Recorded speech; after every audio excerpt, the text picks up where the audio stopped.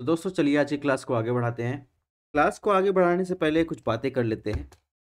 सबसे पहली बात कि किसी चीज़ का अंत नहीं होता। आप लोग सुनते होंगे स्मार्ट स्टडी क्या होती है, स्मार्ट कैसे पढ़ें। स्मार्ट स्टडी का मतलब होता है कि आप जो है मिनिमम इनपुट देके मैक्सिमम आउटपुट कैसे निकालें।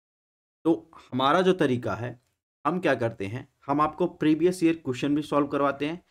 साथ ही साथ हम आपको उससे रिलेटेड जो भी जितने भी टॉपिक्स आपके रिवीजन हो सकते हैं उन सभी को रिवीजन करवाते हैं। आज ये एपिसोड 5 है, इसमें हम 2018 से 2023 तक के क्वेश्चन को शामिल कर रहे हैं। चाहे वो बात हो हाल फिलहाल में हुई लोक सेवा आयोग द्वारा आर के पेपर की बात हो या पूर्व में हो चुके क्वेश्चन पेपर की बात हो। मैक्सिमम चीज़ें हमने आपको रिवीजन करवा दी हैं। पढ़ाई का कोई अंत नहीं है, ना तो आपके ज्योग्राफी का कोई अंत है, लेकिन जितनी चीज़ें हमने बताई हैं और इसके अलावा भी हम अभी आपके लिए सेपरेट जो है लैंडफॉर्म से जो है एक लेक्चर लेके आएंगे 25-30 मिनट का। इसके अलावा माउंटेन के और पासेस के, और इसके अलावा आप देखेंगे रिवर के जो है रिवर वैली के अलग से लेक्चर आएंगे। तो बात करें इन 5 एपिसोड में, जो आज लास्ट एपिसोड है इसमें देखेंगे तो सबसे जो प्रीलिम्स के लिए जितने महत्वपूर्ण टॉपिक है उन सभी का हमने विश्लेषण किया है। ठीक है, तो उसमें भारत और विश्व के भूगोल को सभी को शामिल किया है। अगर आपने अभी तक पिछला लेक्चर हमारा नहीं देखा है तो आप जाके देख सकते हैं। और इसके अलावा पीडीएफ के लिए क्लासेस की अपडेट के लिए आपको हमारा Telegram channel WhatsApp page join करना पड़ेगा। यहाँ से आप स्कैन कर सकते हैं, डिस्क्रिप्शन बॉक्स में लिंक दी गई है, इनको जो है आप वहाँ से ज्वाइन कर सकते हैं। क्लासेस पसंद आ रही है चैनल को सब्सक्राइब भी कर सकते हैं। इसके अलावा अभी आगे आने वाले एग्ज़ाम की बात करें तो पीसीएस का एग्ज़ाम हो रहा है और यूपीएससी का एग्ज़ाम की भी ऐसी तैयारी करवाई जाएगी। दोस्तों इसके अलावा हमारा फेसबुक पेज और व्हाट्सअप इंस्टाग्राम आईडी भी ज्वाइन कर सकते हैं। तो एपिसोड 5 में आज हम लोग बढ़ते हैं 2019 में पूछे गए क्वेश्चन किससे, जिसमें पूछा गया है नीचे दिए गए कथन पर विचार कीजिए, जिसमें एक कथन दिया गया है और दूसरा कार्ड दिया गया है। इसमें कथन में क्या कहा गया है, हिंद महासागर कई बड़ी शक्तियों का सैन्य अड्डा बन गया है। कार्ड बताया गया है हिंद महासागर और उसके निकटवर्ती देशों को भू राजनीतिक लाभ है। ठीक है, तो आपको सही उत्तर आपको बताना है। तो देखिए, जो इंडियन ओशियन है, इंडियन ओशियन की बात करें तो ये हमेशा से आप देखेंगे सभी देशों के लिए इम्पोर्टेंट है, चाहे वो यूएसए की बात करें, चाइना की बात करें। क्यों? क्योंकि एक इम्पॉर्टेंट ट्रेड रूट है। ठीक है, ये एक इम्पॉर्टेंट ट्रेड रूट है पैसिफिक ओशियन से बात करें, और इसके अलावा इधर अरब प्रायद्वीप की बात करें, यूरोप की बात करें, तो ये एक इम्पॉर्टेंट ट्रेड रूट हो जाता है। ठीक है, तो इसलिए भी इम्पॉर्टेंट हो जाता है। और इसके अलावा देखेंगे तो यहाँ पर जैसे हमन डोडा की बात करें तो यहाँ पर चाइना का आप देखेंगे तो 99 साल के लिए जो है वहाँ के जो पोर्ट को अपने लीज भी ले लिया था। और इसके अलावा देखेंगे तो चाइना सी में, ठीक है, साउथ चाइना सी में आप देखेंगे चाइनीज़ के सबमरीन आपको देखने को मिलेंगे। हाल फिलहाल में आप देखेंगे तो मालदीव में ऐसा चर्चा में था। इसके अलावा देखेंगे डियो गार्सिया, डियो गार्सिया भी इंडियन ओशन में एक आइलैंड है, वहाँ पर आप देखेंगे यूएसए के भी देखेंगे तो वहाँ पे आपको नेवल बेस देखने को मिल जाएंगे। सेशल्स आइलैंड में आपको देखने को मिल जाएंगे। इसके अलावा जिबूती में आप देखेंगे तो वहाँ पे चाइना के नेवल बेस देखने को मिल जाएंगे। कहने का मतलब इसमें जो कह रहा है कि हिंद महासागर में कई बड़ी सैन्य शक्तियां का अड्डा बन गया है, उसका कारण बताया गया है कि जो इंडियन ओशियन है वो लगभग सभी के लिए एक इम्पॉर्टेंट क्षेत्र के रूप में उभर रहा है। तो इसमें जो है ए आर दोनों सही है, और आर जो है कार्ड जो है कथन की व्याख्या भी कर रहा है। अब इसके अलावा आपको और क्या ध्यान रखना है, देखिए क्वेश्चन ऐसे पूछे गए हैं, ये तो आपने 2019 में देख लिया कि इससे क्वेश्चन पूछे गए हैं। अब इसके अलावा अगर आपने क्वेश्चन सॉल्व किया होगा, यही फ़ायदा होता है क्वेश्चन सॉल्व करने का कि आपको एक अंदाज़ा लग जाता है कि आप जियोमॉर्फोलॉजी पढ़ रहे हैं, ओशिनोग्राफी पढ़ रहे हैं, या फिर इंडियन ज्योग्राफी, वर्ल्ड ज्योग्राफी में कोई भी चैप्टर पढ़ रहे हैं। तो आपने अगर प्रीवियस ईयर क्वेश्चन देखा है, ध्यान से देखा है, 1 से 2 बार देखा, उसका एनालिसिस किया है, ठीक है, तो आपको ये पता चल जाएगा कि हम लोगों को क्या ध्यान देना है। तो अब तो ये क्वेश्चन सॉल्व हो गए, अब इसमें और आपको क्या ध्यान देना है, इसमें आपको ध्यान देना है इसमें जो छोटे-छोटे आइलैंड हैं उनकी लोकेशन। जैसे चागोस आइलैंड की बात करें तो ये आपको इंडियन ओशन में मिल जाएगा। ठीक है, सेंट पॉल और आइसलैंड आइलैंड की बात करें तो ये भी आपको इंडियन ओशन में मिल जाएगा। ठीक है, कोको आइलैंड की बात करें तो ये भी आपको जो है कहाँ मिलेगा, इंडियन ओशन में मिल जाएगा। तो इन सब ओशन को या फिर आइलैंड को आपको ध्यान रखना है। इसके अलावा देखेंगे तो रियूनियन आइलैंड भी आपको कहाँ मिलेगा, ये आपको मिलेगा इंडियन ओशन में। सेशल्स आइलैंड की बात हम लोग कर ही चुके हैं, ये भी आपको इंडियन ओशन में मिलेगा। तो ये सब चीज़ें आपको ध्यान रखनी है। ठीक है, और इसके अलावा यहाँ पर चागोस ट्रेंच भी मिल जाएगा, चागोस आर्कियोलॉजी भी आपको देखने को मिल जाएगा। आर्कियोलॉजी ये शब्द होता है, यानी कई आइलैंड का समूह जो होता है उसे क्या क्या आर्कियोलॉजी कहते हैं। इसमें क्या सही हो जाएगा, बहरहाल इतनी लोकेशन आपको ध्यान रखनी है और इसमें ऑप्शन ए सही हो जाएगा। नेक्स्ट क्वेश्चन की बात करें तो देखिए, अब इस क्वेश्चन से आपको जो है पूरा हम आपको माउंटेन रिवर आपको सारा तैयार करवा देंगे, एक इसी में आपका जो है रिवीजन हो जाएगा। तो मेरी क्लास करने का यही फायदा है।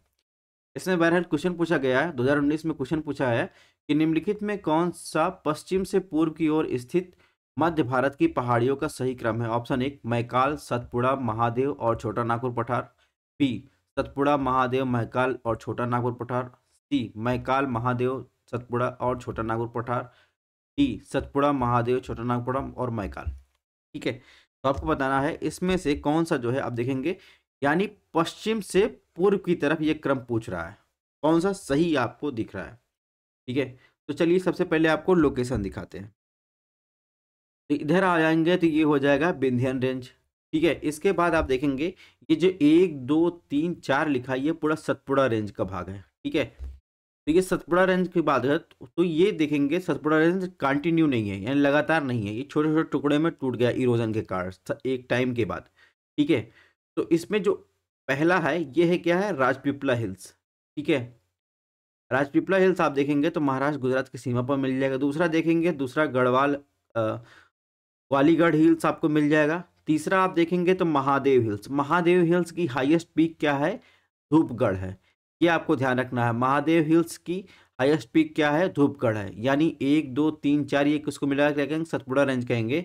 यानी आप ये भी कह सकते हैं कि सतपुड़ा रेंज की हाईएस्ट पीक क्या है, धूपगढ़ है। ये भी आपको ध्यान रखना है। इसके अलावा ये आप देखेंगे तो यहाँ से आपको मिल जाएगा मैकाल रेंज। ठीक है, और क्या है, मैकाल रेंज।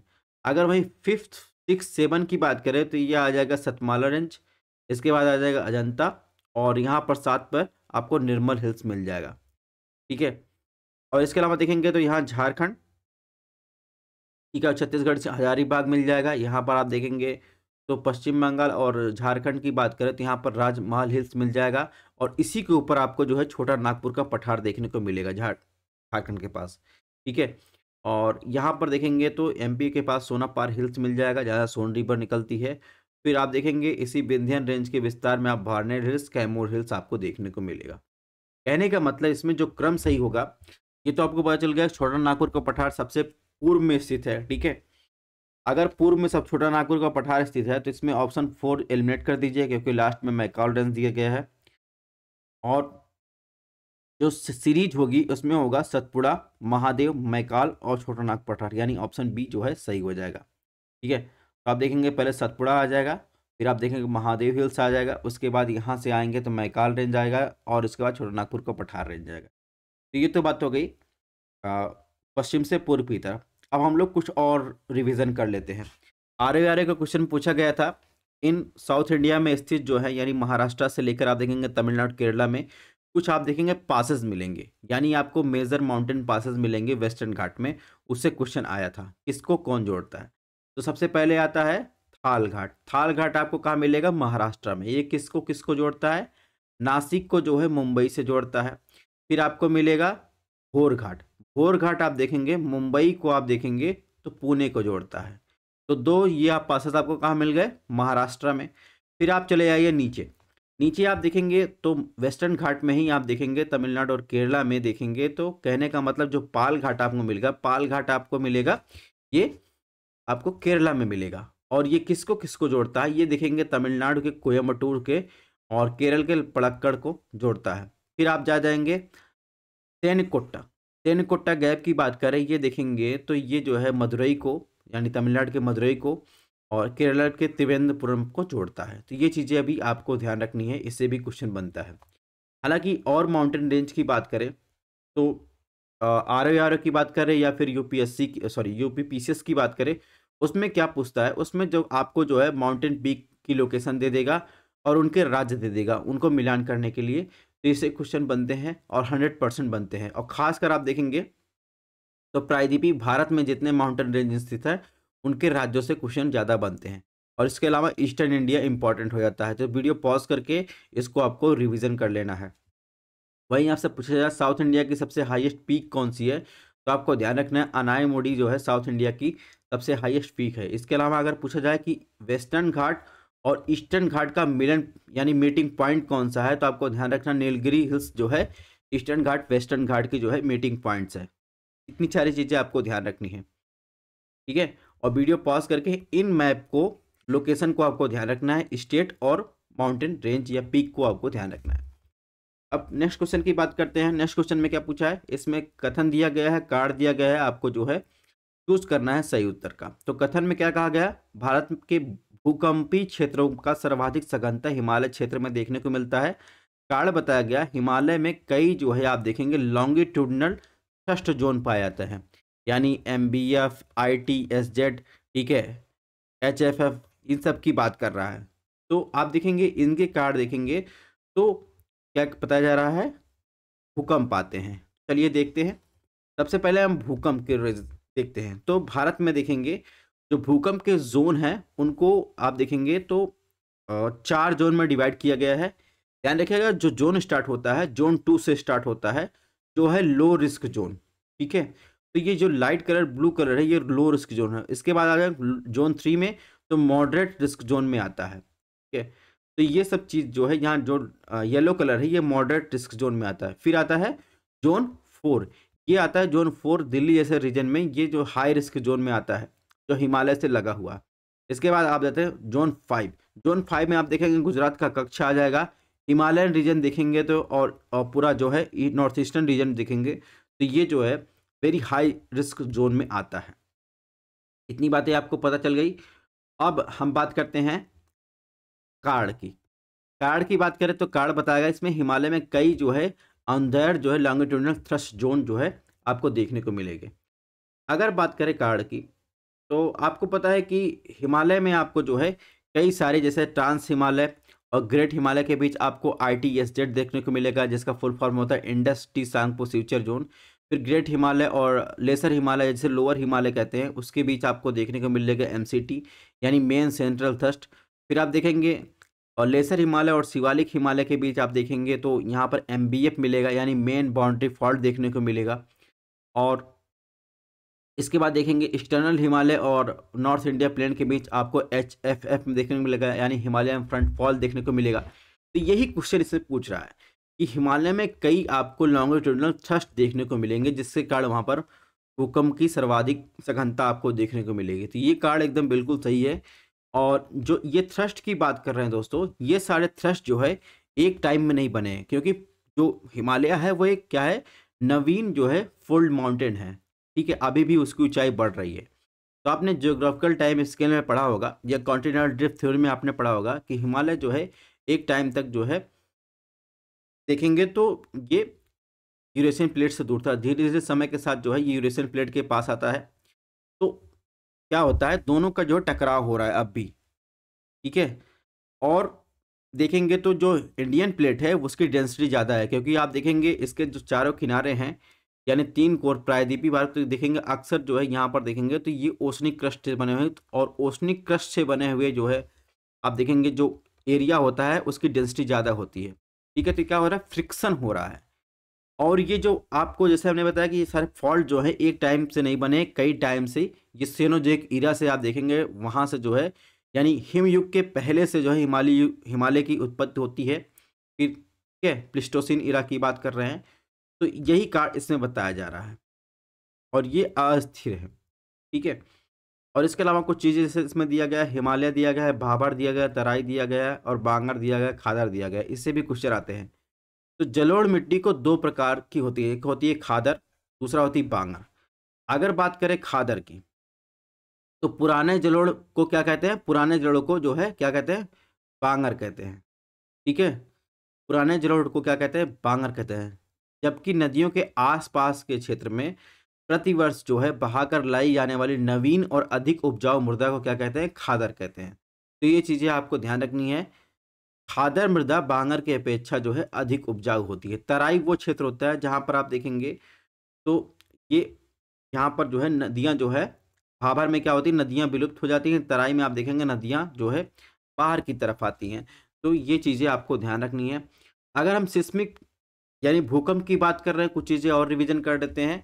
तो कभी कभी क्वेश्चन जो है रिएक्टर स्केल और मर्करी स्केल से क्वेश्चन पूछा जाता है। तो आपको ध्यान रखना है, जो रिएक्टर स्केल होता है वो मैग्नीट्यूड स्केल के रूप में जाना जाता है, जिसका काम होता है कि भूकंप के दौरान कितनी ऊर्जा उत्पन्न हुई है उसको मापन करता है।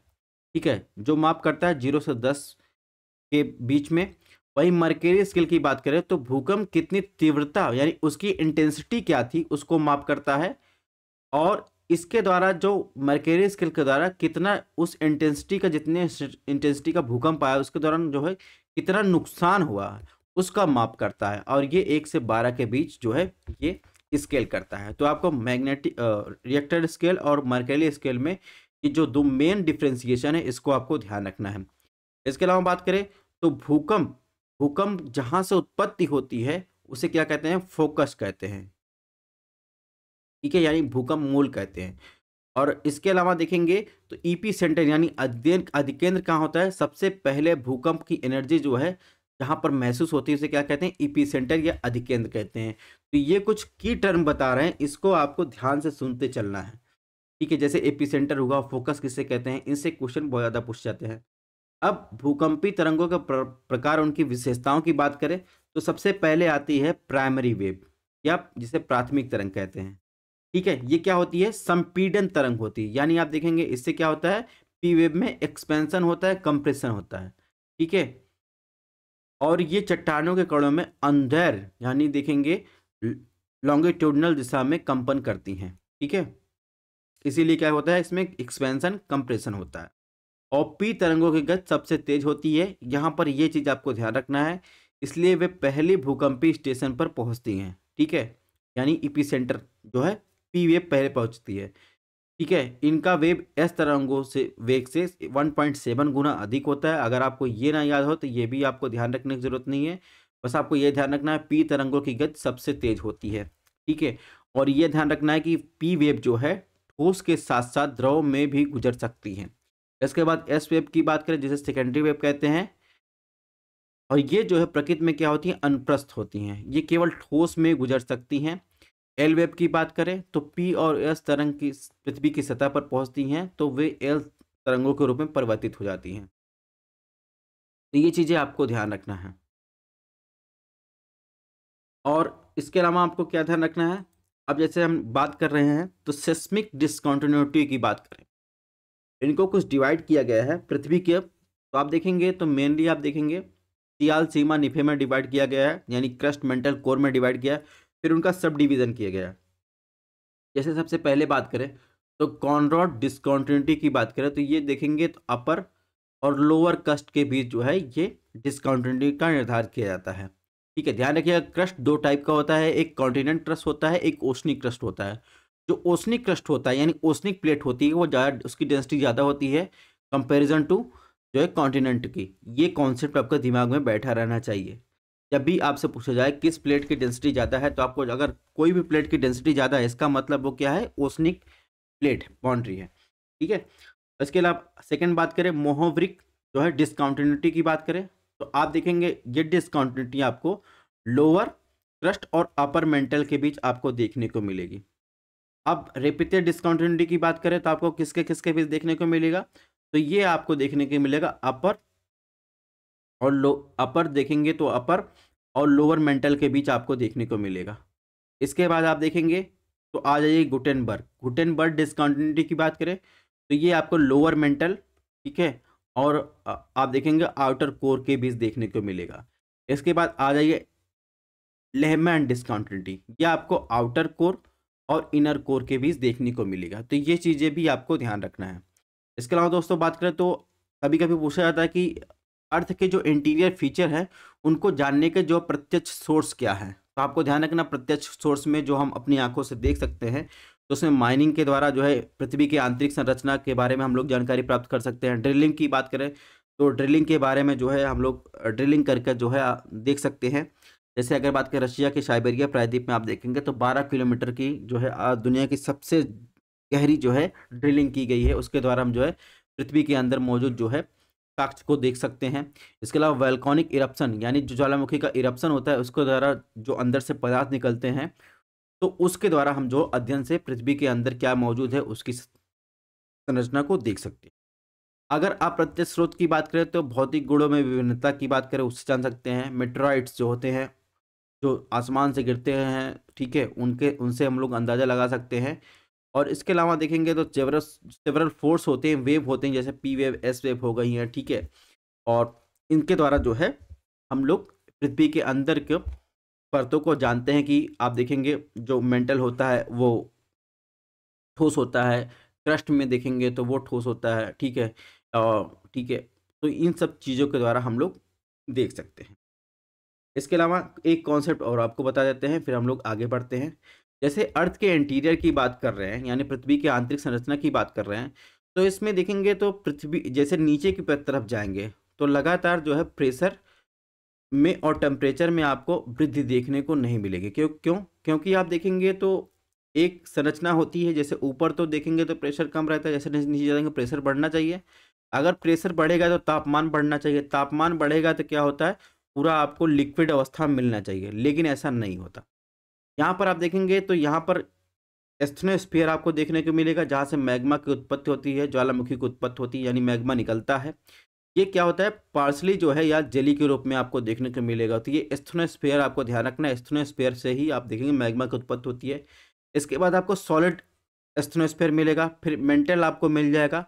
फिर वहीं जाएंगे आउटर जो देखेंगे कोर की बात करें तो आउटर कोर क्या होता है, वो आपको मोल्टन अवस्था में, यानी आपको देखेंगे लिक्विड अवस्था में देखने को मिलेगा।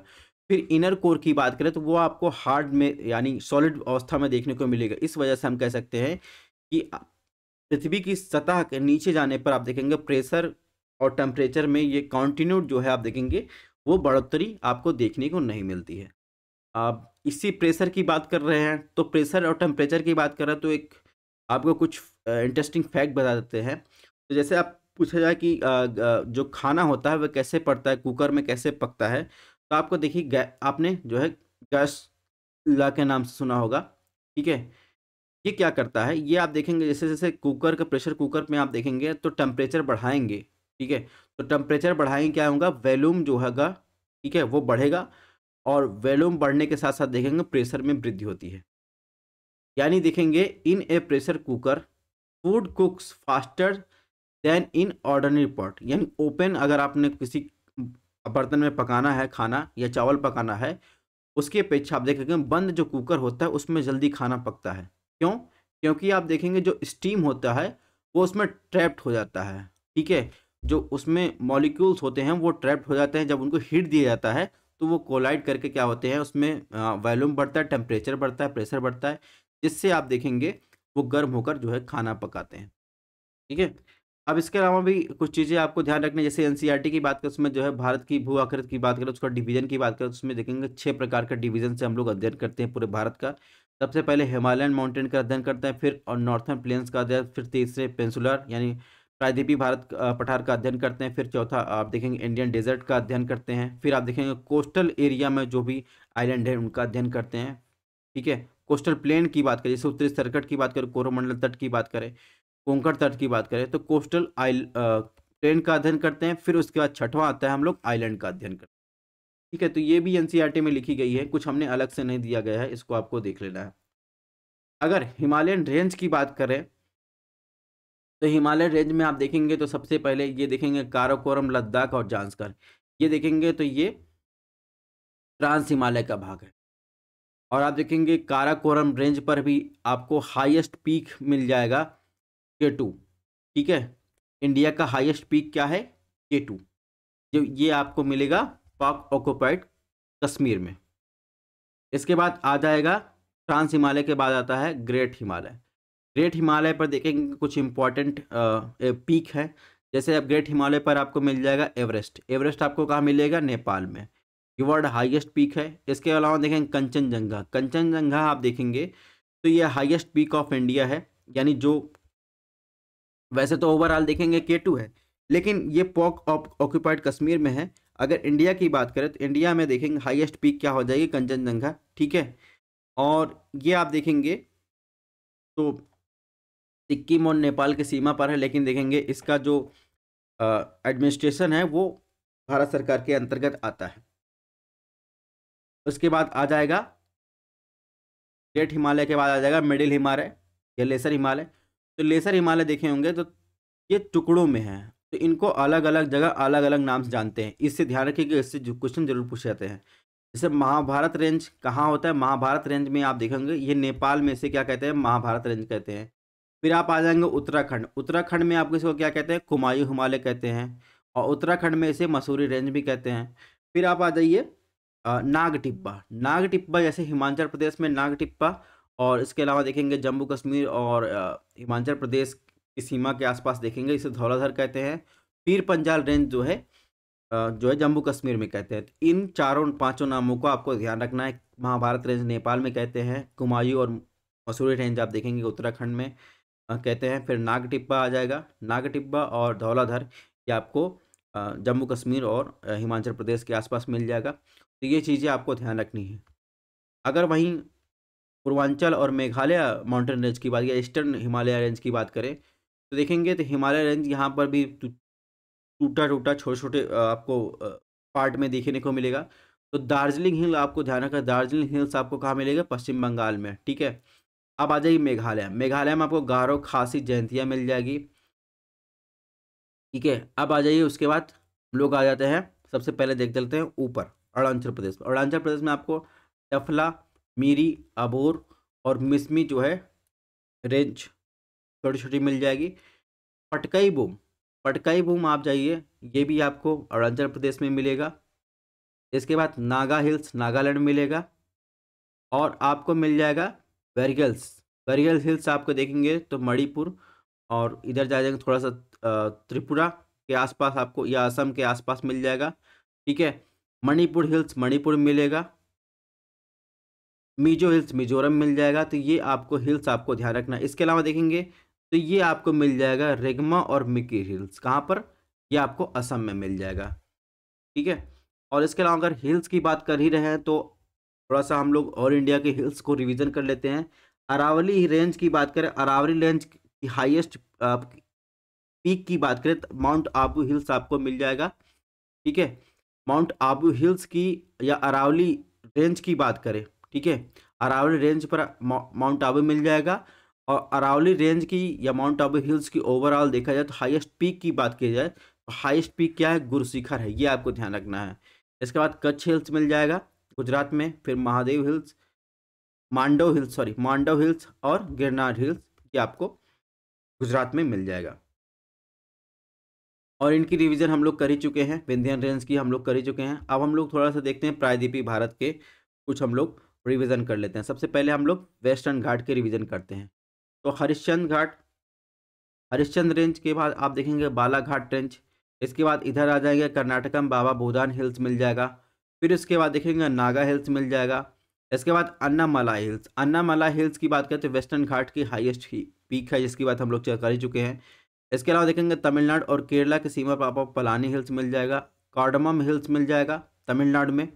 और देखेंगे तो ये इंपॉर्टेंट हो गया। अब हम लोग आ जाते हैं ईस्टर्न घाट पर। ईस्टर्न घाट की बात करें तो यहाँ पर गुजरात हिल्स मिल जाएगा, ठीक है, टीकरापारा हिल्स और इसके नायगढ़ हिल्स। नायगढ़ हिल्स से जो क्वेश्चन पूछा गया था तो नायगढ़ हिल्स का संबंध आपको ध्यान रखना है, ये ईस्टर्न घाट से है, ठीक है, ये चीज़ें आपको ध्यान रखनी है। और इसके अलावा देखेंगे तो अरमाकोंडा या जिंदागाड़ा पीक, ये ईस्टर्न घाट की सबसे हाईएस्ट जो है ईस्टर्न घाट की पीक है जिंदागाड़ा। इसके बाद ये क्रम आपको ध्यान रखना है, नल्लामलाई, एरलामला, वेलिकोंडा, पालकोंडा, ठीक है, सेचलम, ये आपको क्रम ध्यान रखना है नॉर्थ से साउथ क्रम में, ठीक है। फिर आप देखेंगे इधर आ जाएंगे ये आपको नगराई हिल्स मिल जाएगा। इसके बाद जावेदी, टेवरॉय, ठीक है, पंचमलाई, ठीक है, सिरुमलाई। तो इनसे जो है इनसे क्वेश्चन बहुत ज़्यादा पूछे जाते हैं, तो ये क्रम आपको ध्यान रखना है। इनकी चर्चा हम लोग कर ही चुके हैं कि कौन से स्टेट में कौन से जो है माउंटेन पीक्स हैं। अब हम लोग थोड़ा सा रिवर को जो है रिवीजन कर लेते हैं, ठीक है। रिवर की बात करें सबसे पहले हम लोग जो है सिंधु की ट्रिब्यूटरी को रिवीजन करते हैं। तो माउंट कैलाश रेंज से आप देखेंगे तो यहाँ से माउंट कैलाश से पोखरचूर ग्लेशियर से आप देखेंगे जो इंडस रिवर निकलती है। तो इंडस रिवर की बात करें तो अरेबियन सी में जाके गिरती है। अब इंडस रिवर की कुछ सहायक नदियों को सबसे पहले देख लेते हैं। श्योक नदी की बात करें तो श्योक नदी आप देखेंगे तो रीमो ग्लेशियर से निकलती है, ठीक है। और नुब्रा जो है, नुब्रा श्योक की सहायक है, यह सियाचिन ग्लेशियर से निकलती है।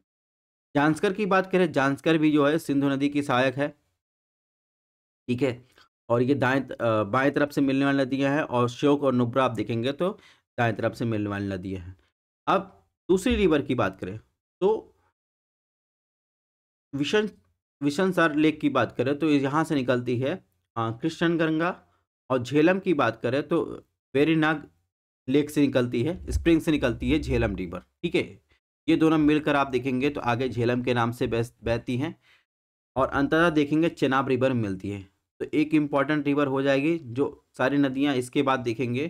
तो जैसे अगर बात करें रावी हो गया, झेलम हो गया, ये चेनाब से जाकर मिल रही हैं। अब इसके बाद हम लोग देखते हैं चेनाब। चेनाब जो है दो नदियों के संगम से मिला है, चंद्र और भागा, ठीक है।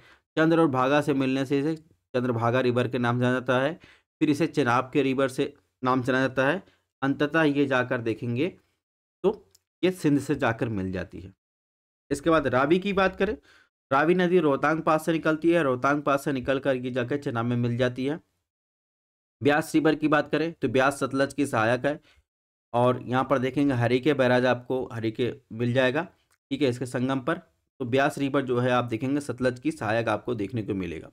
और सतलज रिवर की बात करें तो राकस से और मानसरोवर लेक के आसपास से निकलती है, ठीक है। इसकी सहायक स्पीति रिवर है, और ये भी देखेंगे तो ये जाकर जो है चेनाब और सतलज का संगम होता है, ठीक है, पंचनाद में। तो ये चीज़ें आपको ध्यान रखनी है। इतना आपको लोकेशन ध्यान रखेंगे तो आपका काम हो जाएगा, इससे ज़्यादा आपको ध्यान देखने की ज़रूरत नहीं है। कुछ चीज़ें इसमें और ध्यान देनी है, जैसे जैसे अगर बात करें तो दो नदियों के बीच का क्षेत्र होता है, उनको कुछ नाम से जाना जाता है, उनको भी आपको ध्यान रखना है। जैसे बात करें तो सतलज और ब्यास के बीच को क्या कहते हैं, बीस्ट दोआब। दो नदियों के बीच के क्षेत्र को क्या कहते हैं, दो आब, ठीक है। उसके बाद सतलज और रावी नदी के बीच को क्या कहते हैं, बारी दोआब। रावी और चेनाब के बीच रचना दोआब, चेनाब और झेलम के बीच पे छाछ दोआब। और वहीं अगर बात करें तो चेनाब और इंडस के बीच की बात करें तो सिंध सागर दोआब के नाम से जानते हैं, ठीक है। अब गंगा रिवर जो मोस्ट इम्पॉर्टेंट रिवर है, के बारे में क्वेश्चन ढेर सारे पूछे जाते हैं। तो गंगा रिवर की बात करें तो गंगा रिवर की बात करें तो सबसे पहले हम लोग गंगा रिवर के जहाँ उद्गम होता है उसको देख लेते हैं। तो गंगा रिवर के उद्गम की बात करें तो गंगा रिवर वैसे तो देवप्रयाग से बनती है, भागीरथी अलकनंदा के संगम पर। तो सबसे पहले इन पंच प्रयाग को रिवीजन कर लेते हैं। अगर वहीं पंच प्रयाग की बात करें तो मेन रिवर जो क्या होती है, मेन रिवर अलकनंदा है, उन्हीं से सारी नदियां आकर मिल रही हैं। अलकनंदा जो होती है वो संतोपंत ग्लेशियर से निकलती है, जहां पर आपको बद्रीनाथ धाम देखने को मिलेगा, ठीक है।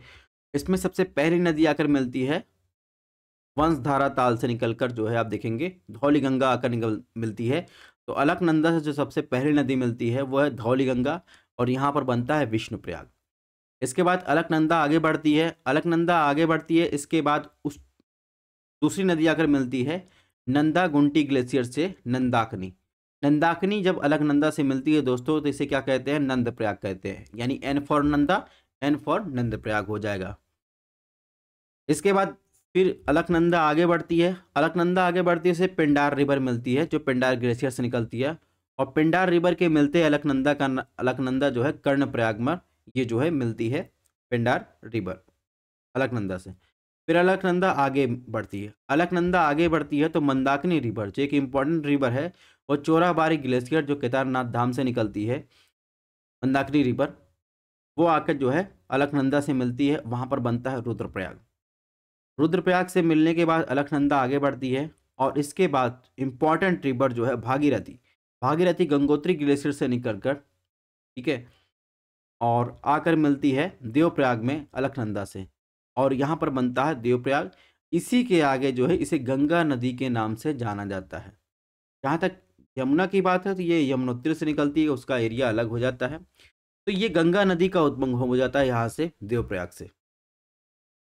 अब हम लोग जब गंगा नदी का उद्गम हो जाता है भागीरथी और अलकनंदा के बिनने से देवप्रयाग से, इसके बाद गंगा नदी आगे बढ़ती है। तो बिजनौर में सबसे पहले, बिजनौर से जो है आप देखेंगे तो गंगा नदी प्रवेश करती है यूपी में। तो इसके बाद देखेंगे इसके बाद जो है प्रयागराज में यमुना नदी आकर जो है गंगा नदी से मिलती है। अगर वहीं दोस्तों यमुना नदी की बात करें तो यमुना नदी जो है बंदरपुच ग्लेशियर से जो है यमुनोत्री से निकलती है।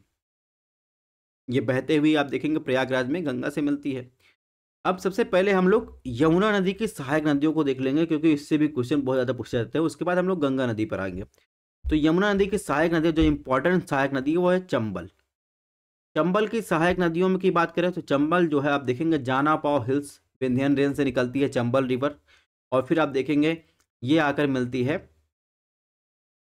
यमुना नदी से। इसके अलावा इसकी सहायक नदियों की बात करें तो शिप्रा शिप्रा नदी और काली सिंध, पार्वती, पूनू, ये सब जो है चंबल की सहायक नदी है। और इधर देखेंगे तो इधर से आप देखेंगे बनास रिवर, ठीक है, खारी रिवर, ये देखेंगे तो ये भी चंबल की सहायक नदी है। और इसके अलावा ये तो चंबल आकर चंबल से मिलने के बाद यमुना में मिलती है। कुछ इंडिपेंडेंट नदियां हैं जो जाकर यमुना में मिलती हैं। तो उसमें क्या हो जाएगा, सिंध, बेतवा, बेतवा की सहायक क्या है, धसान। तो ये दोनों मिलकर आप देखेंगे ये भी यमुना से जाकर मिल जाती है। केन नदी भी आप देखेंगे यमुना की सहायक है। अब हम लोग आ जाते हैं गंगा नदी पर। तो गंगा नदी की बात करें तो गंगा नदी की हमने बताया बिजनौर से ये होते हुए ये प्रयागराज में यमुना और गंगा का संगम होता है। उसके पहले सबसे पहले नदी आती है रामगंगा। रामगंगा जो है गंगा से मिलती है। इसके बाद देखेंगे गोमती दूसरे नंबर पर आता है, दूसरे नंबर पर गोमती मिलती है। और इसके बाद काली, शारदा या सरयू, तीनों का उपनाम है, अलग अलग जगह अलग नाम से पुकारा जाता है। इन दोनों नदियाँ, इन सभी नदियाँ आगे बढ़ती हैं, फिर इससे घाघरा आकर मिलती है, फिर ये घाघरा के नाम से जाना जाता है। और घाघरा के सहायक क्या है, राप्ती। ये सारी नदियाँ आप देखेंगे तो बिहार में जाकर गंगा से मिलती हैं। फिर गंडक, गंडक भी आप देखेंगे तो ये बिहार में जाकर मिलती है, बूढ़ी गंडक भी। फिर कोशी, कोशी नदी भी देखेंगे तो बिहार का शोक आ जाता है, तो यहाँ बिहार में मिलती है। फिर गंगा नदी की जो भारत और पश्चिम बंगाल के सीमा पर सबसे लास्ट में नदी मिलती है, गंगा नदी, उसे क्या कहते हैं, महानंदा। महानंदा सबसे लास्ट नदी है जो गंगा नदी में जाकर मिल जाती है। उसके बाद पश्चिम बंगाल में जैसे ही गंगा जाती है तो यहाँ दो भाग में डिवाइड हो जाती है। एक तो गंगा जो है पश्चिम बंगाल जिसे पद्मा नाम से जानते हैं, दूसरा देखेंगे गंगा जो है पश्चिम बंगाल में बहते हुए बे ऑफ बंगाल में गिरती हुगली नाम से जानते हैं। अब ये तो बात हो गई, ठीक है, बाएं तरफ से मिलने वाली नदियाँ। अब दाएं तरफ से गंगा नदी जो मिलती है तो सबसे इंपॉर्टेंट अमरकंटक हिल से निकलती है सोन रिवर। सोन रिवर आप देखेंगे तो ये बिहार में जाकर मिलती गंगा से। इसकी सहायक नदियों की बात करें, सोन रिवर की सहायक नदी आपको ध्यान रखना है रिहंद है, ठीक है, कान्हर है, कान्हर भी जो है सोन नदी की सहायक नदी है। कोयल, कोयल भी सोन नदी की सहायक नदी है, ये आपको ध्यान रखना है। वहीं अगर बात करें झारखंड की, झारखंड से बात करें, झारखंड से दो इंपॉर्टेंट नदी है, बराकर और दामोदर। तो बराकर डैम आपको मिल जाएगा, और यहाँ पर देखेंगे दामोदर रिवर भी आपको जो है ये हुगली की सहायक है, हुगली में जाकर मिल जाती है, ठीक है। और जहाँ तक दामोदर रिवर की बात करें, ये छोटा नागपुर प्लेटो से निकलता है। तो ये तो हम लोग देख चुके हैं। यहाँ पर सबसे लास्ट नदी जो है आप देखेंगे बाएं तरफ से जो है आती है महानंदा। और जैसे ही बांग्लादेश में गंगा की दूसरी शाखा जाती है उसे पद्मा नाम जानते हैं। अब पद्मा नाम की बात करें तो पद्मा नाम जानते हैं, इससे आकर ब्रह्मपुत्रा मिलती है। जैसे ब्रह्मपुत्रा मिल जाती है इसे क्या कहते हैं, जमुना कहते हैं। फिर आप देखेंगे इससे मेघना नदी आकर मिलती है। मेघना नदी के मिलने के बाद इसे क्या कहते हैं, मेघना कहती है। अंततः यह डेल्टा बनाते हुए गिर जाती है आकर बे ऑफ बंगाल की बात करें। अब इसमें अगर बात करें तो नॉर्थ ईस्टर्न नदियों की बात करें तो नॉर्थ ईस्टर्न नदियों में देखेंगे तो ब्रह्मपुत्र की सहायक नदी जो सबसे लास्ट में आकर मिलती है, तीस्ता नदी, ये सिक्किम से निकलती है। वहीं अगर बात करें तो दिहांग और दिबांग जो है ये ब्रह्मपुत्रा से, इस ब्रह्मपुत्रा के नाम जानी जाती है। ब्रह्मपुत्रा देखेंगे तो असम में इसे ब्रह्मपुत्रा रिवर के नाम से जाना जाता है। एक्चुअली आपको ये ध्यान रखना है, ब्रह्मपुत्रा रिवर देखेंगे असम में इसे ब्रह्मपुत्रा नाम से बुलाया जाता है। उसके अलावा जो है उसके अरुणाचल प्रदेश की बात करें उसमें अलग अलग नामों से बुलाया जाता है, तो ध्यान रखना है। धनश्री भी ये किसकी सहायक है, ब्रह्मपुत्रा की, ठीक है। सुबनश्री ये भी ब्रह्मपुत्रा के सहायक है। तो यहाँ पर लिखा है लेफ्ट बैंक ट्रिब्यूटरी की बात करें जिसमें लोहित, दिबांग, धनश्री, कापली आता है। राइट की बात करें तो इसमें सुबनश्री, कामेघ, संकोसी, तीस्ता, ठीक है, रैदाक, ये नदियाँ आती है। ये सब ब्रह्मपुत्रा की सहायक हैं। एक इम्पॉर्टेंट रिवर है बराक रिवर। बराक रिवर आपको ध्यान रखना है, बराक रिवर ये मणिपुर से निकलती है, ठीक है। अंततः आप देखेंगे तो ये जाकर ब्रह्मपुत्रा से मिल जाती है। ठीक है, तो बात हो गई नॉर्थ ईस्टर्न रिवर की, गंगा रिवर की बात हो गई, पंचप्रयाग की बात कर लिए। अब कुछ रिवर की बात कर लेते हैं। जैसे अगर बात करें तो पूर्व की तरफ बहने वाली नदियों की बात करें, इनका उद्भव जो होता है वेस्टर्न घाट से होता है, और कुछ नदियों का देखेंगे तो ईस्टर्न घाट से होता है, नदियों का रांची के पठार से होता है। रांची के पठार से देखेंगे तो झारखंड में देखेंगे सुबर्ण रेखा, बैतरणी, बैतरणी देखेंगे तो ये ईस्टर्न घाट से होती है, और ब्राह्मणी भी ईस्टर्न घाट से होती है। और इसके अलावा देखेंगे महानदी, महानदी भी ईस्टर्न घाट से आपको देखने को मिलेगी।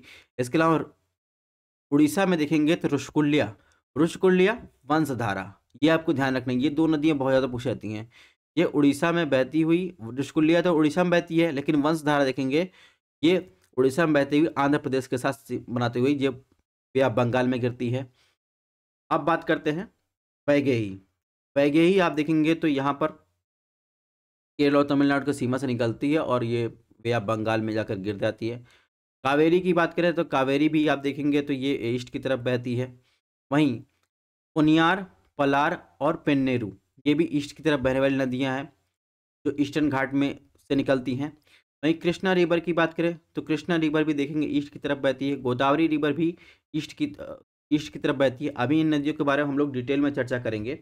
अभी हम लोग ऐसे ही ओवरऑल नदियों देख लेते हैं, अलग अलग नदियों के बारे में देखेंगे।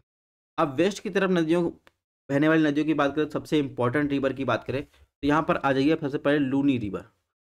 लूनी रिवर देख लेंगे। फिर माही रिवर आप देखेंगे तो कर्क रेखा को 2 बार काटती है, ये आपको ध्यान रखना है। साबरमती रिवर भी आपको मिल जाएगा, गुजरात के कच्छ में आपको मिल जाएगा। अमरकंटक हिल से आप देखेंगे उसकी मीटिंग पॉइंट से, विंध्यन और सतपुड़ा रेंज की मीटिंग पॉइंट से नर्मदा रिवर निकलती है, तो ये वेस्ट की तरफ फ्लो होती है। और सतपुड़ा हिल से आप देखेंगे तो तापी रिवर निकलती है, और तापी और नर्मदा दोनों ही आप देखेंगे ब्रह्मस घाटी से होकर बहती है, ठीक है। और इसके अलावा देखेंगे वेस्टर्न घाट से आपको मिल जाएगा वेतरना रिवर मिल जाएगा। मांडवी और जुआरी देखेंगे गोवा में बहती हुई जो है आप देखेंगे अरब सागर में गिरती हैं। कालिंदी और शरावती ये आपको कर्नाटका में मिल जाएंगी, बहती हुई कहाँ पर गिरती हैं, ये अरब सागर में गिरती हैं। वहीं आप देखेंगे पुन्याई, ये भरतपुझा, पेरियार, पंबा, पंबियार, ये सब देखेंगे केरला में ये नदियाँ बहती हैं और अरब सागर में जाकर गिरती हैं। ध्यान रखने का, माही एक ऐसी रिवर है जो ट्रॉपिक ऑफ कैंसर को 2 बार जो है काटती है। अब हम लोग एक एक नदियों को स्पेशल देख लेते हैं, क्योंकि इससे इसकी सहायक नदियों से बहुत सारे क्वेश्चन पूछे जाते हैं। जैसे अगर महानदी की बात करें तो महानदी की उद्गम स्थल की बात करें तो छत्तीसगढ़ के बाद के छत्तीसगढ़ उड़ीसा के सीमा पर आपको मिल जाएगा दंडकारण्य रीजन, यानी बस्तर रीजन, ठीक है। तो यहाँ से जो है महानदी निकलती है, और ये महानदी जो है बैतरणी के साथ जो है मिलकर जो है लार्जेस्ट डेल्टा बनाती है बे ऑफ बंगाल में। अगर बात करें महानदी की सहायक नदी की बात करें तो शिवनाथ, यहाँ पर हसदो, मांड, ईब, ये देखेंगे ये नदियां जो है महानदी की जो है बाईं तरफ से मिलने वाली नदियां हैं। फिर इसके अलावा जोंक, ओंग, टेल, ये दाईं तरफ से मिलने वाली नदियां हैं। और महानदी पर आप देखेंगे तो यहाँ आपको उड़ीसा और इधर छत्तीसगढ़ की सीमा पर आपको जो है हरिके कुंड रिजर्वायर भी मिल जाएगा। इसके बाद बात करें गोदावरी। गोदावरी रिवर कहाँ से निकलती है? ये ब्रह्मगिरी माउंटेन से, त्र्यंबकेश्वर, नासिक से निकलती है। इसकी सहायक नदियों की बात करें परवरा, फिर मंजरा, मानेर, और वहीं बाईं तरफ से नदियों की बात करें तो आपको मिल जाएगा दुधना, पूर्णा, पेनगंगा, वर्धा और वेनगंगा। इसके इन तीनों नदियों के मिलने के बाद इसे क्या कहते हैं? प्राणहिता कहते हैं। इंद्रावती, इंद्रावती से दंडकारण्य निकलती है, और इसके अलावा आपको सबरी मिल जाएगी। और इसके अलावा जहाँ तक बालाघाट ट्रेन से बात करें तो मंजरा रिवर निकलती है। तो ये जो गोदावरी की सहायक नदियाँ हैं। अगर वहीं गोदावरी के बाद बात करें कृष्णा रिवर, कृष्णा जो है वह महाबलेश्वर हिल से निकलती है, वेस्टर्न घाट महाराष्ट्र निकलती है। इसकी सहायक नदियाँ कोयना, भीमा, और इधर आ जाएंगे तेलंगाना में मोशी और मिन्नेरू आ जाएगा। फिर कृष्णा की बात करें तो दाईं तरफ से मिलने वाली नदी की बात करें तो घाट प्रभा, माल प्रभा और तुंग और भद्रा। तुंग और भद्रा के मिलने से तुंगभद्रा रिवर, और तुंगभद्रा की सहायक नदी है वेदवती, ये भी कृष्णा की सहायक नदी है, ये आपको ध्यान रखना है। मूशी आपको ध्यान रखना है, मूशी कृष्णा की सहायक है, गोदावरी की नहीं, इससे क्वेश्चन बहुत ज़्यादा पूछे गए हैं। लास्ट में देखेंगे कावेरी। कावेरी आप देखेंगे ताल कावेरी, ये ब्रह्मगिरी हिल से निकलती है कर्नाटका से। इसके सहायक नदियों की बात करें तो हेमवती, शिमशा। हेमवती शिमशा आप देखेंगे तो बाएं तरफ से मिलने वाली नदियां हैं। काम्बनी, भावनी, अमरावती, ये जो है दाएं तरफ से मिलने वाली नदियां हैं। अब हम लोग आ जाते हैं नेक्स्ट क्वेश्चन पे। आई होप क्लासेस पसंद आ रही हो, अगर क्लासेस पसंद आ रही है ज़्यादा से ज़्यादा लोग पास शेयर कीजिए, और जहाँ तक हम कोशिश कर रहे हैं कि सारी चीज़ें आपको रिवीजन हो जाए। तो इसमें पूछा है मणिपुर की पहाड़ियों से घिरा इम्फाल बेसिन जो है किसका जो है सर्वोत्तम उदाहरण है। ऑप्शन 1 लैक्टिस मैदान, बी लोयस मैदान, सी हिमानी मैदान, डी जलोढ़ मैदान। तो ये लोकटक झील है, ये तैरता हुआ आपको जो है यहाँ पर बसे हुए लोग दिख जाएंगे। तैरती हुई झील की बात कर रहा है, तो इसकी बात कर रहा है, इम्फाल बेसिन की बात कर रहा है, इन चारों में से किसका सर्वोत्तम उदाहरण है। तो यहाँ पर मैदानों के क्लासिफिकेशन की बात कर रहा है। ठीक है, अगर मैदानों के वर्गीकरण की बात करें तो इसे जो है तो संरचनात्मक मैदान कहते हैं, अपर्दनात्मक मैदान कहते हैं, निक्षेपण मैदान कहते हैं। ठीक है, स्ट्रक्चरल मैदान वो होते हैं जिनका निर्माण मुख्यतः समुद्री तल या महाद्वीपीय शेल्फ के एक भाग के रूप में उत्थान के कारण हुआ है। ठीक है, ऐसे मैदान आपको जो इम्पोर्टेंट कॉन्टिनेंट है उनकी सीमाओं पर देखने को मिलेंगे। ठीक है, वही अपर्दन मैदान या पेनी प्लेन जिसे कहते हैं, ऐसे मैदान की बात करें ऊपरी भूमियों के निरंतर और लंबे समय के कटाव से क्या होते हैं, इरोजनल आपको फील्ड या मैदान देखने को मिलेंगे। ठीक है, और इसे क्या कहा जाता है, पेनी प्लेन कहा जाता है। ठीक है, वहीं जहाँ तक कि क्वेश्चन की बात कर रहा है तो ये जो डिपोजिशन क्वेश्चन की बात कर रहा है तो इसे क्या कहते हैं, लैक्टिस मैदान कहते हैं। ये एक डिपोजिशनल जो है मैदान है, उसका उदाहरण है। यानी बात करें इस मैदान का निर्माण देखेंगे तो विभिन्न भू आकृति एजेंटों के निक्षेपण की गतिविधियों से होता है। ठीक है, जब मैदानों का निर्माण नदी निक्षेपों से होता है तो उन्हें क्या कहते हैं, नदी जलोढ़ मैदान कहते हैं। झील में तलछट जमाव से लैक्टिस मैदान या झील के मैदान का निर्माण होता है। कश्मीर की घाटी के झील का मैदान इसका उदाहरण है। और इसके अलावा देखेंगे जब वायु निक्षेपण का प्रमुख कारक होती है तो उस मैदान क्या कहते हैं, लोयस मैदान। चीन में आपको लोयस मैदान देखने को मिल जाएगा। जबकि इसमें इम्फाल पूछ रहा है, इम्फाल बेसिन की बात कर रहा है, तो इसमें लोएस्ट तो ऑप्शन जो है एलिमिनेट हो जाएगा। हिमानी मैदान आपको कहाँ ग्लेशिएटेड रीजन में देखने को मिलेगा। जड़ोल फ्लूवियन की मैदान की बात करें तो ये आपको नॉर्थ इंडिया में देखने को मिलेगा। गंगा के मैदान में आपको जो है जलोढ़ के मैदान देखने को मिल जाएंगे। बचा ऑप्शन कौन सा, लैक्टिस मैदान जो है। इसमें कॉमन सेंस से भी ये क्वेश्चन कर सकते थे आप लोग, अगर आपने क्वेश्चन देखा होगा। नेक्स्ट क्वेश्चन की बात करें तो इसमें पूछा है निम्नलिखित में कौन सी नदी अपनी भ्रंश घाटी जल निकासी के लिए प्रसिद्ध है। ऑप्शन 1 चंबल, बी दामोदर, सी गंडक, डी रामगंगा। अभी मैंने बताया था नर्मदा और तापी कहाँ पर भ्रंश घाटी से होकर बहती हैं, जिसमें एक तरफ आप विंध्यन रेंज मिल जाएगा, दूसरी तरफ सतपुड़ा रेंज मिल जाएगा। तो ये जो मैप आप देख रहे हैं ये आप देखेंगे तो ये नर्मदा रिवर का है। तापी रिवर भी भ्रंश से बहती है। इसके अलावा एक रिवर और है जो भ्रंश घाटी से होकर बहती है, जिसकी चर्चा हम लोगों ने रिवर की थी, वो है दामोदर रिवर। दामोदर रिवर भी क्या है, भ्रंश घाटी से होकर बहती है, यानी इसमें ऑप्शन बी सही हो जाएगा। अब भ्रंश होता क्या है, रिफ्ट वैली की जहाँ तक बात करें तो जो अगर कोई प्लेन सरफेस है, प्लेन सरफेस में प्लेट टेक्टोनिक के कार्ड किसी कार्ड देखेंगे तो जब दो प्लेटें जो है एक दूसरे की तरफ जो है मूव कर जाएं विपरीत दिशा में, तो जो बीच वाली प्लेट रहे वो क्या हो, नीचे की तरफ बैठ जाए। ठीक है, तो इसे रिफ्ट वैली का निर्माण होता है। ठीक है, जैसे ग्रेट रिफ्ट वैली की बात करें तो अफ्रीकन रिफ्ट वैली की बात करें तो उसमें देखेंगे धीरे धीरे क्या होता है, एक प्लेट दूसरे प्लेट से दूर जा रही है, और समय के साथ देखेंगे तो ग्रेट रिफ्ट वैली की जो है चौड़ाई बढ़ जा रही है। जैसे रेड सी देखेंगे तो ये रिफ्ट वैली का उदाहरण है। तो इस धीरे धीरे नए महासागर का निर्माण हो रहा है, सागर का निर्माण हो रहा है। वही जब चौड़ाई बढ़ती जाती है, सेडिमेंटेशन होता जाता है, तो एक बड़े मेच्योर ओशियन का निर्माण होता है। तो ध्यान रखिएगा रिफ्ट वैली क्या होता है, कुछ नहीं, जब दो प्लेटें एक दूसरे की तरफ जो है खिसकती हैं तो बीच का जो एरिया रहता है वो नीचे की तरफ जो है बैठ जाता है। जैसे पैरेलल फॉल्ट की बात करें तो ये क्या होता है, गैवरन कहते हैं या रिफ्ट वैली कहते हैं। वहीं जब बीच वाला एरिया स्थिर रहे, जो दोनों तरफ का एरिया है वो नीचे की तरफ बैठ जाए, ठीक है, विपरीत दिशा में गति करते हुए, जिसे क्या हॉस्ट माउंटेन या ब्लॉक माउंटेन कहते हैं। ठीक है।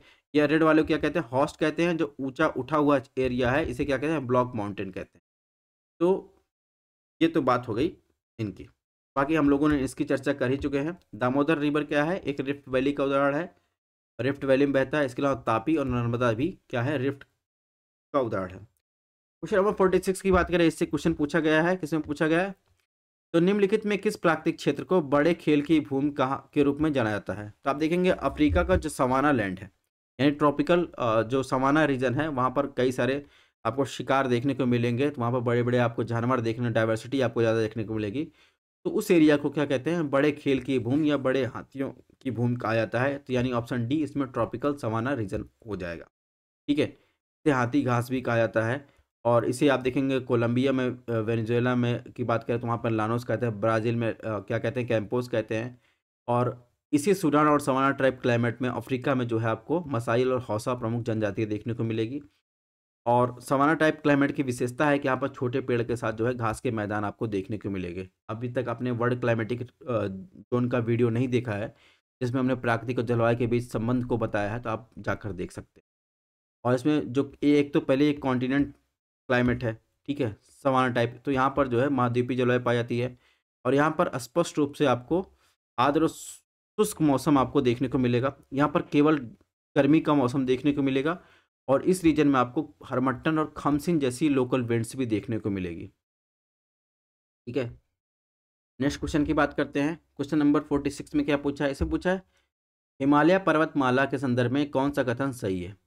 ऑप्शन एक, बृहत हिमालय यानी ग्रेट हिमालय के तलछटी चट्टानों जीवाश्म रहित थी, यानी जीवाश्म नहीं पाया जाता है। ऑप्शन दो, समुद्री जीवों के जीवाश्म लघु हिमालय के तलछटी की चट्टानों में पाए जाते हैं। ऑप्शन तीन, मानव सभ्यता के अवशेष बाहरी और शिवालिक हिमालय में पाए जाते हैं। सही उत्तर आपको बताना है।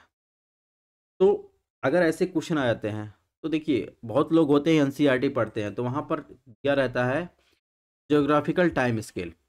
तो हिमालय की जैसे कि हम बात करें तो सेनोजोइक इरा की बात करें, वहाँ पर पेलियोसिन इयोसिन के टाइम पर आप देखेंगे तो जो प्लिस्टोसिन युग है, प्लिस्टोसिन युग की बात करें तो वहाँ से तो जो पहला हिम युग आया उसके बाद से जो है क्या हुआ, हिमालय की उत्पत्ति हुई। और हिमयुग के बाद की बात करें तो वहाँ पर जो उत्तरी मैदान की बात करते हैं, उत्तरी मैदान की उत्पत्ति आपको देखने को मिलेगी। कहने का मतलब जो टर्सरी युग में प्लिस्टोसिन युग, हिम युग के पहले भारतीय और यूरेशियन प्लेट का टक्कर होता है, उससे उत्पन्न संपीड़न बल द्वारा जो है क्या होता है, वलन की प्रक्रिया होती है।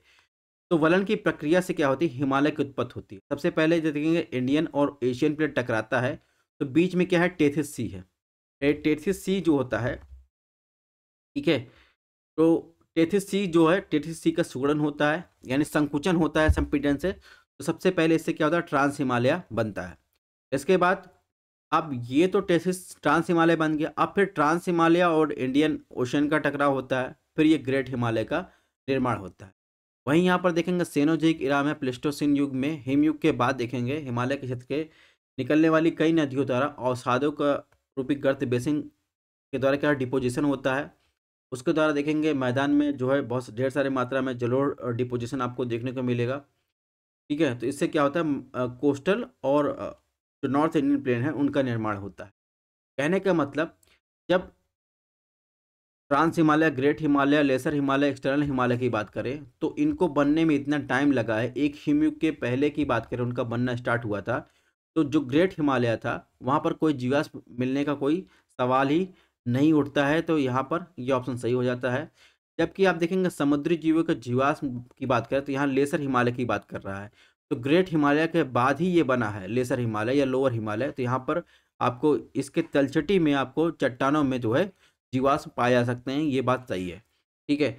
वहीं मानव सभ्यता के अवशेष बाहरी या शिवालिक हिमालय में आपको देखने को मिलते हैं, ये बात भी सही है। कहने का मतलब जितनी पुरानी संरचना ट्रांस हिमालय, ग्रेटर हिमालय, वहाँ पर कोई ऐसा जीवाश्म के साक्ष्य नहीं पाए जाएंगे। तो जहाँ तक शिवालिक हिमालय की बात कर, लेसर हिमालय की बात कर, ये नवीन संरचना निर्मित है। तो यहाँ पर आपको समुद्र जीवों या कोई भी जीवाश्म आपको देखने को मिल सकते हैं, यानी ऑप्शन डी इसमें सही हो जाएगा। ठीक है। बाकी इसमें बहुत इसको अगर समझाने जाएंगे कि ये भी ITSZ, MCT, MBF, HFF ये भी बनने का इनका रिलेशन है ज्योग्राफिकल टाइम स्केल से। हालांकि इतना डीपली आपसे पूछेगा नहीं, अगर आपको समझना होगा तो सेपरेट लेक्चर में हम आपको समझा देंगे। नेक्स्ट क्वेश्चन की बात करते हैं। नेक्स्ट क्वेश्चन क्या पूछा गया, निम्नलिखित में कौन सा कथन सही नहीं है। 2019 में क्वेश्चन पूछा गया। ऑप्शन 1, भूमध्य रेखा से ध्रुवों की ओर जाने पर प्रजाति की विविधता बढ़ती है। ऑप्शन बी, उष्णकटिबंधीय क्षेत्रों में समशीतोष्ण क्षेत्रों की तुलना में अधिक प्रजाति पाई जाती है। ऑप्शन सी, सबसे बड़े जैव विविधता अमेजन वन में पाई जाती है। ऑप्शन डी, समशीतोष्ण क्षेत्रों में ध्रुवों की ओर प्रजातियों की विविधता कम हो जाती है। तो देखेंगे वर्ल्ड क्लाइमेटिक रीजन और क्या कहते हैं फॉरेस्ट या वेजिटेशन से रिलेशन से जो हमने लेक्चर लिया है 30 मिनट का, अगर आप वो पढ़ लेते हैं, मैं दावा करता हूँ आपके 4 से 5 क्वेश्चन ऐसे सही हो जाएंगे। ठीक है, तो आप जरूर से जरूर एग्जाम से पहले उसको एक ध्यान से देख लीजिएगा, हालांकि उसको रिवीजन करवाने की कोशिश करेंगे इसमें। तो आप देखेंगे तो ये 0 से 10 डिग्री नॉर्थ और साउथ के बीच में देखेंगे विषुवत-रेखीय जलवायु प्रदेश पाया जाता है। जैसे जैसे आप देखेंगे निम्न अक्षांश से उच्च स्थान की तरफ जाएंगे तो वहाँ पर आपको बायोडायवर्सिटी में आपको जो है अंतर आपको देखने को मिलेगा।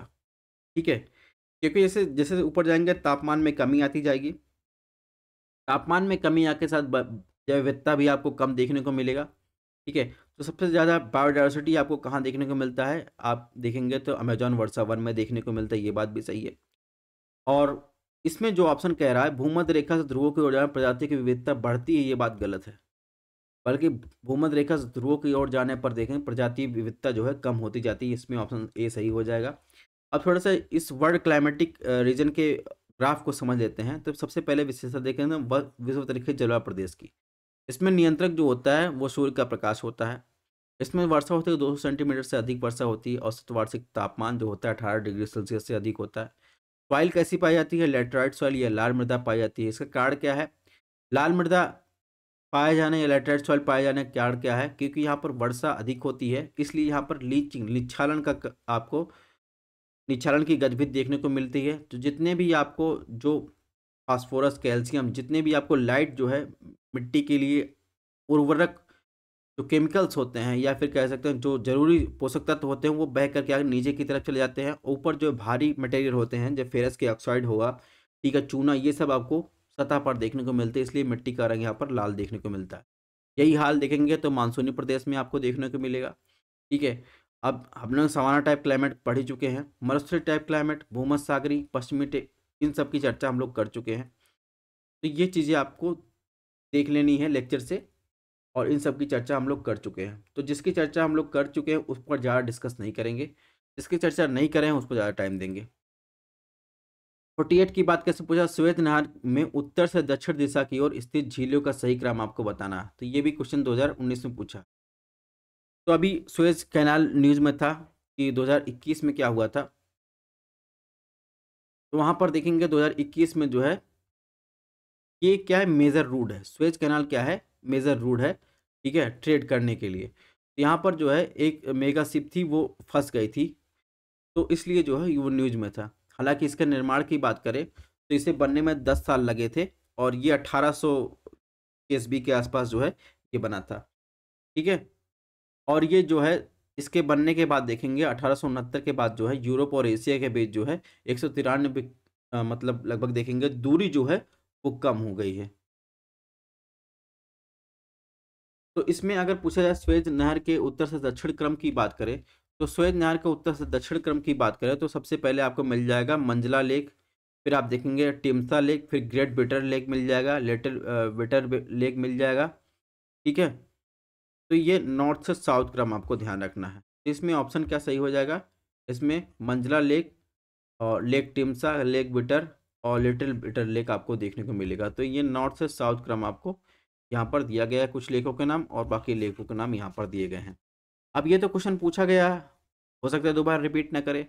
अगर अफ्रीका की बात कर रहे हैं तो अफ्रीका की बात कर रहे हैं तो कुछ चीज़ें आपको ध्यान होनी चाहिए। सबसे पहले हॉर्न ऑफ अफ्रीका में कितने देश आते हैं, हॉर्न ऑफ अफ्रीका में आप देखेंगे एरिट्रिया, जिबूती, इथोपिया, सोमालिया देश आते हैं, ये चीज़ें आपको ध्यान रखनी है।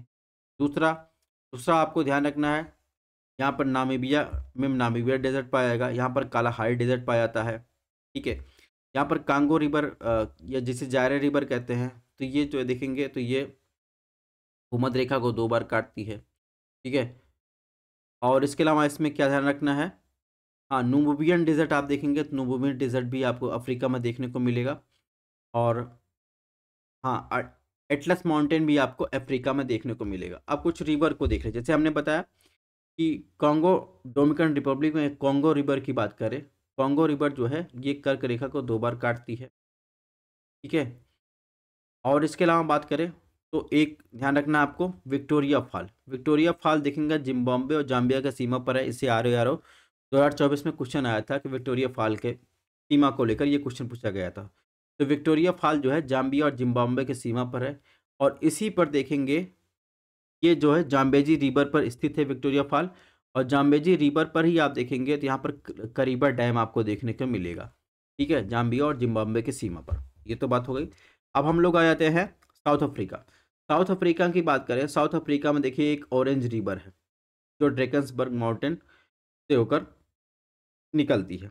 इसके अलावा यहाँ पर प्रिटोरिया शहर देखने को मिल जाएगा, ठीक है।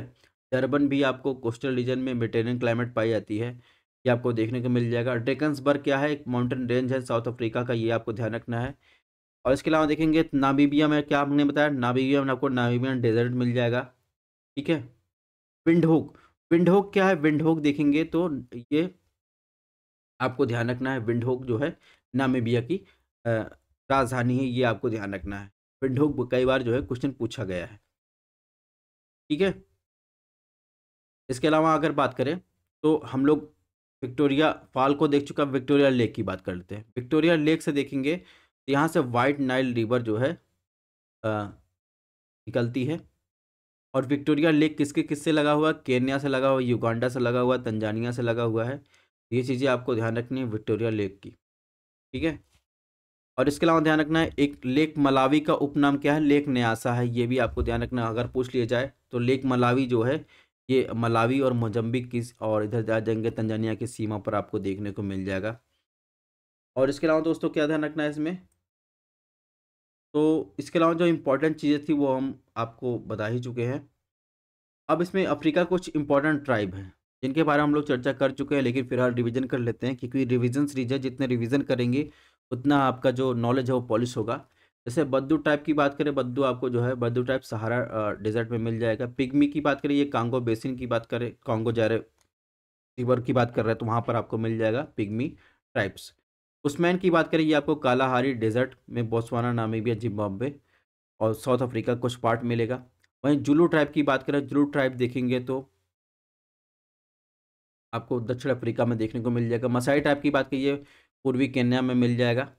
ओरोमो ट्राइब की बात कीजिए इथोपिया में मिलेगा। नूबा ट्राइब की बात करें सूडान मिल जाएगा। वहीं फुलानी की बात करें, फुलानी आपको पश्चिमी अफ्रीका में देखने को मिलेगा। बंतू आपको देखेंगे तो पूर्वी और मध्य और दक्षिणी अफ्रीका में देखने को मिलेगा। इसके अलावा दोस्तों लोवो और बगाड़ा ये आपको विक्टोरिया लेक के आसपास देखने को मिलेंगे। किकुयू और कांवा ये केन्या रीजन में आपको देखने को मिलेंगे। नेक्स्ट क्वेश्चन की बात करते हैं दोस्तों, से पूछा टेलीग्राफ का पठार एक भाग है। ऑप्शन 1 उत्तरी अटलांटिक का तट, बी साउथ अटलांटिक का तट, सी हिंद महासागर का तट, डी इनमें से कोई नहीं। तो आपको बताना टेलीग्राफ का पठार किसका भाग है। सबसे पहले अगर बात करें दोस्तों अटलांटिक ओशियन की बात करें, अटलांटिक ओशियन में देखेंगे तो ये एस आकार का है, ठीक है। अगर आपसे पूछा जाए कौन सा महासागर है जो संकुचित हो रहा है, तो आप देखेंगे संकुचित जो हो रहा है वो प्रशांत महासागर हो रहा है। अगर कोई महासागर सिकुड़ रहा है तो कोई ना कोई महासागर फैल रहा होगा, तो कौन से महासागर का फैलाव हो रहा है, तो आपको ध्यान रखना है अटलांटिक महासागर का फैलाव हो रहा है। अटलांटिक महासागर में देखेंगे तो यहाँ पर ग्रीनलैंड के बाद आप देखेंगे टेलीग्राफ का पठार आपको देखने को मिल जाएगा। उत्तरी अटलांटिक में ही आपको टेलीग्राफ का पठार देखने को मिलेगा, यानी ऑप्शन ए सही है। इसके अलावा अटलांटिक ओशन में आपको कौन कौन से लोकेशन आपको ध्यान रखने हैं, डॉल्फिन प्लेटू, डॉल्फिन प्लेटू भी आपको अटलांटिक ओशियन में मिलेगा, उत्तरी अटलांटिक में, ठीक है। पोर्ट्रिको ट्रेंच, पोर्ट्रिको ट्रेंच आप देखेंगे तो वेस्ट इंडीज के पास आपको देखने को मिल जाएगा, ठीक है। और इसके अलावा देखें इसमें क्या चैलेंजर, चैलेंजर प्लेटू भी आपको देखेंगे तो ये साउथ अटलांटिक ओशन में देखने को मिल जाएगा। रियो ग्रांडे प्लेटू ये भी साउथ अटलांटिक ओशन में देखने को मिल जाएगा। अगर वहीं टेलीग्राफ आइलैंड की बात करता है तो टेलीग्राफ आइलैंड आपको कहाँ मिलेगा, यहाँ पर देखेंगे रेड सी के पास, यहाँ पर ये ओमान के पास आपको देखने को मिल जाएगा। तो ये तो हमने क्या इंडियन सॉरी अटलांटिक ओशन की लोकेशन देखी। ऐसे ही हमने बॉटम रिलीफ फीचर में देखेंगे पैसिफिक ओशियन का देख लेते हैं। पैसिफिक क्वेश्चन में देखेंगे तो यहाँ पर कोरली ट्रेंच ये कहाँ मिलेगा, ये आपको पैसिफिक क्वेश्चन मिलेगा। एलिशियन ट्रेंच भी आपको पैसिफिक क्वेश्चन मिलेगा। इसके अलावा यहाँ पर देखेंगे मैरियाना ट्रेंच भी ये आपको पैसिफिक क्वेश्चन में मिलेगा, ठीक है। टोंगा टोंगा ट्रेंच भी आपको पैसिफिक क्वेश्चन मिल जाएगा। हवाना प्लेटू भी पैसिफिक ओशियन में देखने को मिलेगा, ठीक है। तो इन उन चीज़ों को आपको ध्यान रखना है। अब बात करते हैं इंडियन ओशन में आपको क्या क्या देखने को मिला। तो कुछ लोकेशन को हम आपको दिखा चुके थे, इसके अलावा और एक बार देख लेते हैं। तो सकोत्रा और चागोस प्लेटू भी आपको इंडियन ओशन में देखने को मिलेगा। टुंड्रा ट्रेंच भी आपको कहाँ देखने को मिलेगा, इंडियन ओशन में, ये आपको ध्यान रखना है। चागोस और सेंट पॉल रिज की बात करें, ये भी आपको इंडियन ओशन में देखने को मिलेगा, ठीक है। तो कुछ इंपॉर्टेंट जो है ये ओशन बॉटम रिलीफ ने आपने जब आपने ओशियनोग्राफी पढ़ी होगी तो वहाँ पर आपने को देखने को मिला होगा।